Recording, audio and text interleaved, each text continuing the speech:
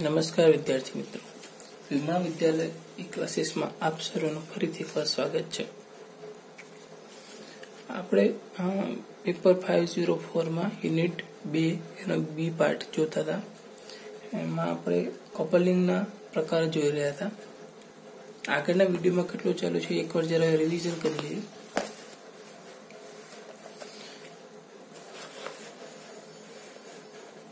Part 2 એમાં બી ભાગ જે મલ્ટી સ્ટેજ એમ્પ્લીફાયર આપણે કહ્યું, એમાં જે પહેલું પોર્શન છે કે મલ્ટી સ્ટેજ ટ્રાન્ઝિસ્ટર એમ્પ્લીફાયર વિશે આપણે માહિતી લેવાની છે. એમાં જેમ મેં તમને કહ્યું કે જ્યારે કોઈ એક સ્ટેજ માંથી બીજા સ્ટેજમાં જઈએ એટલે પહેલા સ્ટેજનું આઉટપુટ એ બીજાના ઇનપુટ તરીકે વર્તે છે, બરાબર છે. અને એ જે આપણે ગોઠવણ કરી અને એક કરતા વધારે સ્ટેજ આપણે બનાવી શકીએ અને મલ્ટી સ્ટેજ એમ્પ્લીફાયર કર્યું છે. અને એ સ્ટેજની અંદર ટ્રાન્ઝિસ્ટર અને તેને સાથે રિલેટેડ જે દરેક આપણે જેમ કે ટ્રાન્ઝિસ્ટર સાથે રેઝિસ્ટરનો ઉપયોગ કરીએ છીએ, ઇન્ડક્ટરનો ઉપયોગ કરીએ છીએ, ટ્રાન્સફોર્મરનો ઉપયોગ કરીએ છીએ. આજે અમુક કોમ્પોનન્ટ છે, બધા કોમ્પોનન્ટ ભેગા થઈને સ્ટેજ બનાવે છે, બરાબર છે. અને અહીંયા આગળ તમે જોઈ શકો છો ફર્સ્ટ સ્ટેજનું આઉટપુટ બીજા સ્ટેજ માટે ઇનપુટ તરીકે કાર્ય કરે છે, પણ તે બે વચ્ચે આપણે એક ડિવાઇસ મૂક્યું છે જેને કપલિંગ ડિવાઇસ કહેવાય છે. એવી જ રીતે સેકન્ડ સ્ટેજ અને થર્ડ સ્ટેજ વચ્ચે પણ કપલિંગ ડિવાઇસ મૂક્યું છે. કપલિંગ ડિવાઇસના શું લાક્ષણિકતા છે આપણે અહીંયા આગળ જોઈ હતી કે પ્રથમ તબક્કામાં એસી આઉટપુટને બીજા તબક્કાના ઇનપુટ તરીકે કરે છે અને પ્રથમ તબક્કામાંથી બીજા તબક્કામાં ડીસી ભાગને જવા દેતો નથી, અથવા તો જતો રોકે છે, બરાબર છે. પછી આપણે આ કપલિંગ ડિવાઇસના પ્રકાર જોયા હતા કે આરસી કપલિંગ એટલે આરસી કપલિંગમાં શું તમે જોઈ શકો છો એક ટ્રાન્ઝિસ્ટર છે. ટ્રાન્ઝિસ્ટરની અંદર અહીંયા આગળ ઇનપુટ આવે છે. આપણે એક રેઝિસ્ટરનો ઉપયોગ કર્યો, કેપેસિટર છે, બીજું એક રેઝિસ્ટર છે અને આનો આઉટપુટ બીજા માટે ઇનપુટ બન્યો. સેમ એવી જ રીતે અહીંયા આગળ રેઝિસ્ટર 1 હતો, અહીંયા રેઝિસ્ટર 2 એટલે કે RC1 RC2 નામ આપી શકો. અહીંયા આગળ આનું આઉટપુટ આગળ ત્રીજા સ્ટેજ માટે ઇનપુટનું કાર્ય કરશે. એનાથી આગળ તમારે જેટલું દોરવું એટલે આપણે યુઝ કરવું એટલું કરી શકીએ છીએ. આની અંદર આપણે R અને C નો ઉપયોગ કર્યો એટલે એને RC કપલિંગ કહેવાય છે. બીજો ભાગ જે આપણે જોયો હતો એ ભાગ હતો LC કપલિંગ. LC કપલિંગ એટલે શું? ત્યાં આગળ MRC હતો, એમ અહીંયા આગળ R ની જગ્યાએ L એટલે કે અવરોધની જગ્યાએ ઇન્ડક્ટરનો ઉપયોગ કરે તો અહીંયા આગળ LC કપલિંગ થઈ ગયો. આની અંદર પણ તમે કહી શકો કે આ કપલિંગ નેટવર્કમાં આપણે કે L1 C અને R ઘટકો જેનો સમાવેશ થાય છે. અને તેનો જ આજે ત્રીજો ભાગ એટલે કે ટ્રાન્સફોર્મર કપલિંગ આપણે જોઈએ છીએ. તો એના માટે આપણે અહીંયા આગળ એક કેપેસિટર લઈ લીધું છે.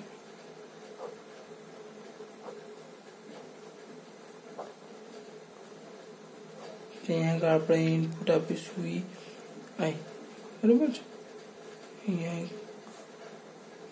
ટ્રાન્સફોર્મર માટે અવરોધ ડ્રો કરે છે, બરાબર. અહીંયા આગળ આપણે સેકન્ડરી ગુંચડું ઉપયોગ કરીશું એટલે શું આવશે? અહીંયા આગળ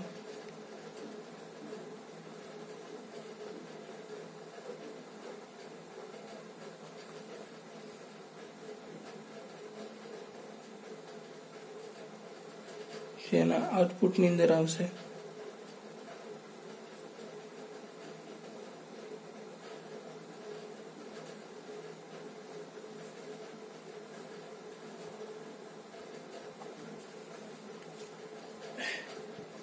બરાબર છે. અને આ જે ભાગ છે એ બીજા અહીંયા આગળ આપણે દોરી જો કેપેસિટર તેના ઇનપુટ તરીકે કાર્ય કરશે.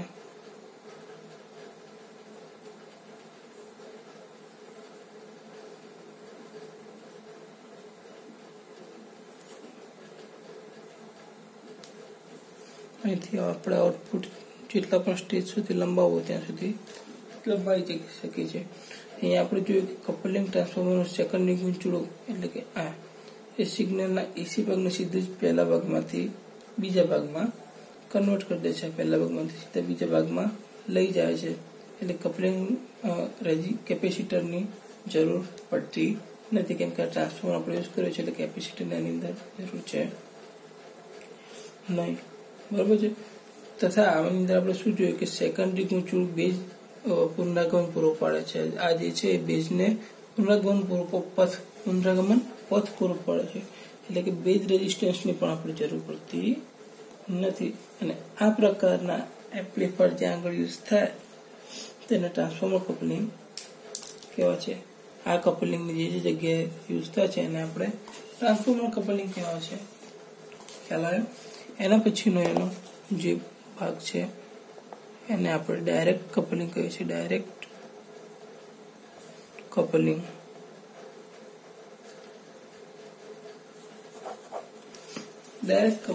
સાવ સિમ્પલ જ છે. એની અંદર આપણે એક ટ્રાન્ઝિસ્ટર ડ્રો કરી દીધું.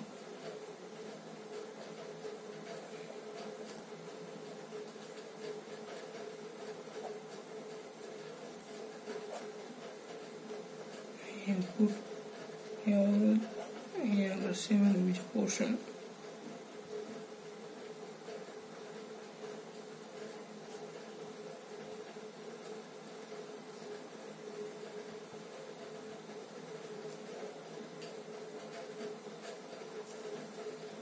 અહીંથી આપણે જેટલા પણ આગળ સ્ટેજ જોઈન કરવા એટલા કહી શકીએ છીએ. હવે આ કપલિંગની રીત ક્યારે ઉપયોગ થાય? તો આ કપલિંગની રીત જ્યારે લોડને એક્ટિવ સર્કિટ એલિમેન્ટના આઉટપુટ ટર્મિનલ સાથે સીધું જ જોડવામાં આવે ત્યારે ઉપયોગ થાય છે. એટલે કે જે આપણને લોડ લાસ્ટમાં લોડ મળે છે, લોડ રેઝિસ્ટન્સ, એને આપણે એક્ટિવ સર્કિટના એલિમેન્ટના આઉટપુટ ટર્મિનલ એટલે કે આના આઉટપુટ ટર્મિનલ સાથે આને ડાયરેક્ટ જોડવાનું હોય ત્યારે આ ડાયરેક્ટ કપલિંગનો ઉપયોગ થાય છે. સાદી અને સૌથી સિમ્પલમાં સિમ્પલ ટેકનિક છે ડાયરેક્ટ કપલિંગની. ને આ ડાયરેક્ટ કપલિંગ આપણે કોઈ જગ્યાએ યુઝ થાય છે તો રોજિંદા જીવનમાં યુઝ થાય જ છે, પણ આપણને ખ્યાલ નથી હોતા. જેમ કે આપણે ગીતો સાંભળવા માટે હેડફોનનો ઉપયોગ કરીએ છીએ, ત્યાં આગળ ડાયરેક્ટ કપલિંગનો ઉપયોગ થાય છે. ઉદાહરણ તરીકે લખવું હોય તો આપણે લખી શકીએ કે હેડફોન. એના પછી કઈ જગ્યાએ ઉપયોગ થાય છે તો કે હા, ડીસી મોટર જે આપણે યુઝ કરીએ છીએ એની અંદર ડાયરેક્ટ કપલિંગ જ ઉપયોગ થાય છે. પછી જે આપણે કોઈ રેલી હોય તો એની અંદર લાઉડ સ્પીકરનો ઉપયોગ થાય છે, તો એ લાઉડ સ્પીકરમાં પણ ડાયરેક્ટ કપલિંગનો ઉપયોગ થાય છે. બરાબર છે. ઘણી બધી વસ્તુઓ છે કે જ્યાં ડાયરેક્ટ કપલિંગનો ઉપયોગ થાય છે. બરાબર છે. ઓકે. આના પછી આપણે એ પણ જાણવાનું છે કે મલ્ટી સ્ટેજ એમ્પ્લીફાયરને બે વર્ગોમાં વિભાજન પણ કરવામાં આવે છે. આ તો જસ્ટ સમજણ માટે આપણું એક છે કાસ્કેડ એમ્પ્લીફાયર્સ. કાસ્કેડ એમ્પ્લીફાયર્સ એટલે શું કે એ પ્રકારના એમ્પ્લીફાયરમાં શું આવે છે કે જુદા જુદા સ્ટેજમાં દરેક સ્ટેજ અને કપલિંગ ઘટક સમાજ હોય છે. દરેક સ્ટેજમાં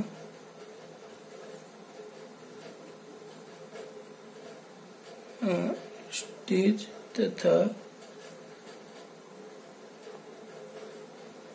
કપલિંગ ઘટક સમાન હોય છે. અને બીજો ભાગ એનો છે કમ્પાઉન્ડ એમ્પ્લીફાયર. એની અંદર શું હોય છે કે દરેક સ્ટેજમાં સ્ટેજ અને કપલિંગ ઘટક જુદા જુદા હોય છે. સ્ટેજ તથા કપલિંગ ઘટક જુદા જુદા હોઈ શકે છે. સ્ટેજ અને કપલિંગ ઘટક કેવા જુદા જુદા હોઈ શકે છે. બરોબર છે. હવે એના પછી આપણે અમુક પદ સમજવા પડશે કે જે આપણા ચેપ્ટરને મહત્વના છે, કે જે સમજી લઈએ તો પછી આપણને શું ચેપ્ટર સમજવામાં ખૂબ જ સરળતા પડશે. તો આ મલ્ટી સ્ટેજ એમ્પ્લીફાયરની અંદર અમુક પદ યુઝ થાય છે, જેમ કે ગેઇન શબ્દનો ઉપયોગ થાય છે, બેન્ડવિડ્થ, પછી એની અંદર આપણે ફ્રીક્વન્સી તો છે જ, કપલિંગ, કપલિંગ, પછી એટલે આવા અમુક શબ્દો છે ફ્રીક્વન્સી રિસ્પોન્સ ને એવું બધું કે જેના કારણે જેનો ઉપયોગ આની અંદર થાય છે, એટલે આપણે શું સમજી ગયેલા હોય પહેલેથી, તો એના કારણે સમજવામાં આપણને સરળતા રહે છે. બરોબર, અમુક શબ્દો આપણે સમજવાના છે એટલે એના કારણે જસ્ટ આપણે લખીશું. બરોબર છે, જેમ કે છે ગેઇન.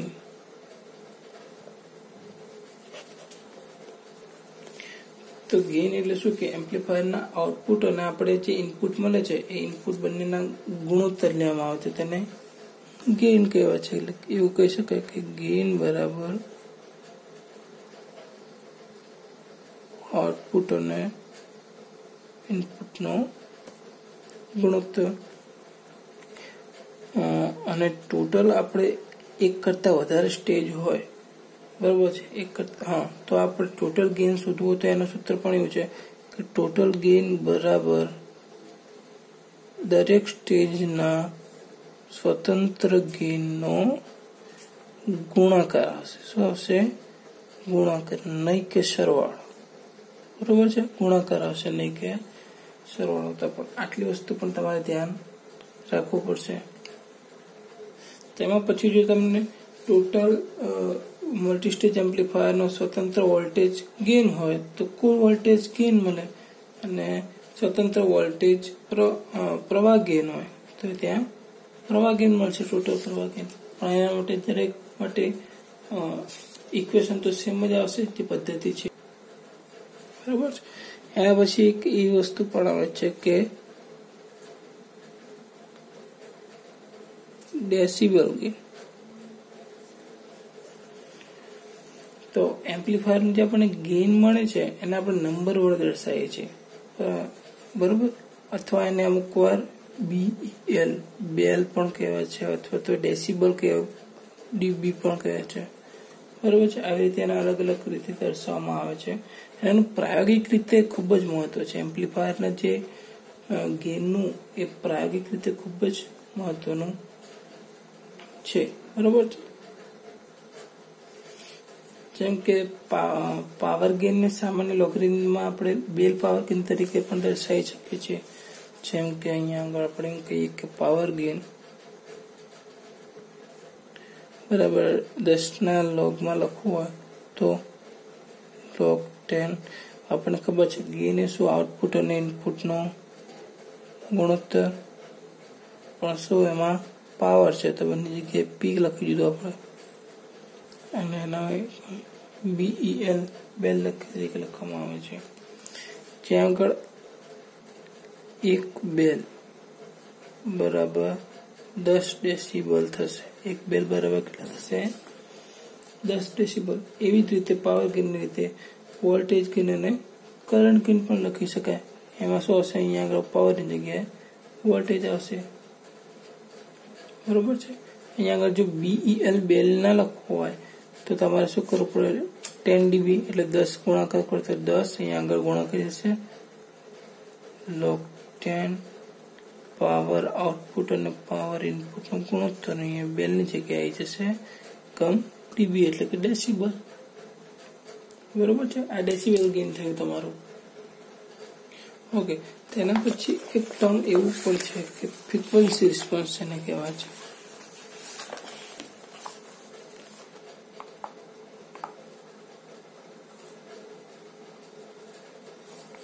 ફ્રીક્વન્સી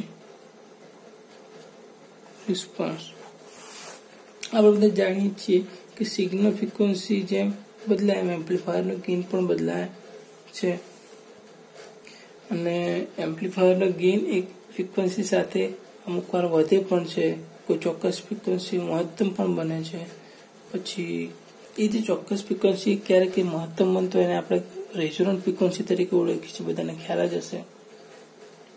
બરોબર, એમાં ચોક્કસ એમ્પ્લીફાયરની બનાવવાની રચનામાં અથવા તો એમ્પ્લીફાયરનું ગેઇન ચોક્કસ રાખવાનું, તે એવી જગ્યાએ આપણે તે એક સમાન જળવાઈ રહે તે માટે યોગ્ય પગલાં લેવામાં આવે અને ફ્રીક્વન્સી વ્યવસ્થિત રાખવામાં આવે છે. અને આ કઈ જગ્યાએ આપણે ફ્રીક્વન્સી રિસ્પોન્સનો ઉપયોગ થાય છે? તો આપણે કહીએ છીએ કે ઓડિયો એમ્પ્લીફાયર સંગીતની અંદર લખી શકીએ આપણે દાખલા તરીકે કે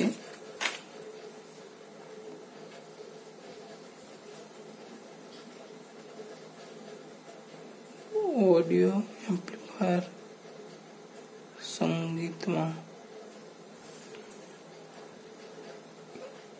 અથવા તો આપણે અવાજ માટે પણ તે ઉપયોગ છે. અવાજ જ્યારે આપણે બોલીએ છીએ જે અવાજ આવે છે એના માટે પણ માઇકની અંદર, બરાબર છે. જેનો રેન્જ કેટલી છે, સાંભળવાની રેન્જ, ધ્વનિ વર્ણપટ આપણે કહી શકીએ કે ધ્વનિ વર્ણપટ કેટલી છે, આપણે 20 હર્ટ્ઝ થી 20 કિલોહર્ટ્ઝ આ દરેક કોઈ પણ મનુષ્યની સાંભળવાની આ રેન્જ છે કે આટલા હર્ટ્ઝ સુધીની ફ્રીક્વન્સી એ સાંભળી શકે છે. અને તેનો ધ્વનિ વર્ણપટ એક સમાન એમ્પ્લીફાયર થયેલો ના હોવો જોઈએ. લાઉડસ્પીકરના આઉટપુટમાં તે વિકૃતિ લાવે છે, બરોબર છે. તેના પછીનું એક ટર્મ છે બેન્ડવિડ્થ કરીને.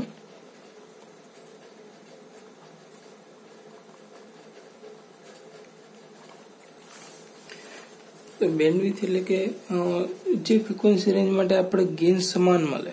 શું મળે? જે ફ્રીક્વન્સી રેન્જ માટે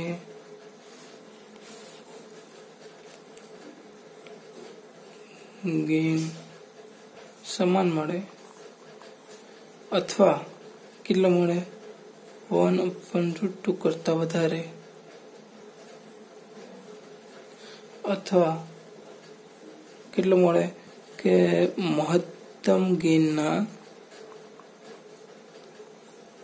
70.7% હોય તો તેને આપણે શું કહી શકાય? બેન્ડવિડ્થ કહી શકાય. બેન્ડવિડ્થની ઇક્વેશન શું છે કે બે ફ્રીક્વન્સીઓનો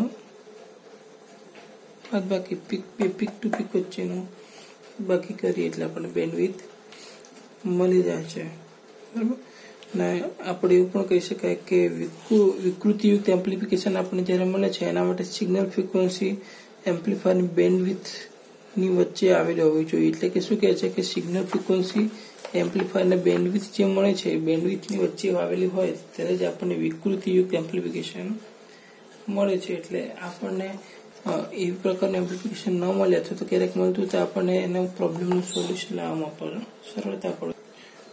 તેના એક ઉદાહરણથી કે આપણે જોઈએ તો જે આપણે કપલિંગ કેપેસિટર છે એ લો ફ્રીક્વન્સી કેવું કામ કરે છે? સારું કામ કરતું નથી. પરંતુ જો તેનું મૂલ્ય વધારે રાખવામાં આવે તો એ કામ ઓછું કરે છે અને હાઈ ફ્રીક્વન્સી સારું કામ કરતું હોય, લો ફ્રીક્વન્સી સારું કામ કરે છે. તથા જો એનું મૂલ્ય ઓછું રાખવામાં આવે તો એ કામ વધારે કરે છે અને એમાં હાઈ ફ્રીક્વન્સી કે લો ફ્રીક્વન્સી પછી કામ કરતું નથી એવું નથી બનતું જ્યારે એનું મૂલ્ય ઓછું રાખવામાં આવે. એટલે એવી રીતે આને જો ફ્રીક્વન્સી ચેન્જ કરવામાં આવે તો ડિવાઇસ પોતાની લાક્ષણિકતામાં ઘણી વખત ફેરફાર કરતું રહે છે. સારું, તો આપણે હવે આ વિડીયો અહીંયા સુધી રાખીએ છીએ અને આવતા વિડીયોની અંદર આપણે નેક્સ્ટ થિયરીનો અભ્યાસ કરીશું. Thank you.